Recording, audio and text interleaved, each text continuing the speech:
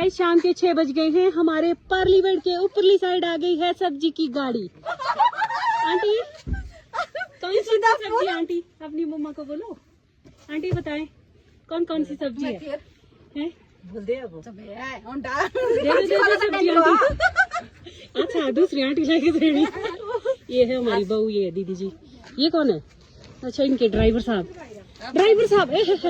ये आगे मालिक आ गई है।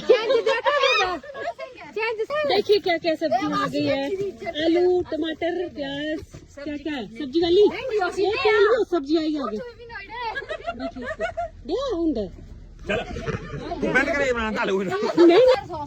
मासी जी भी गए थे आज शॉपिंग करने। ये लोग भी गए थे शॉपिंग करने। देखिए दम्मी मम्मी भी गई हुई थी। देखिए सास ने इतना सामान उठाया।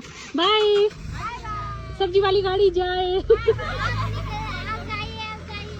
हम जाते।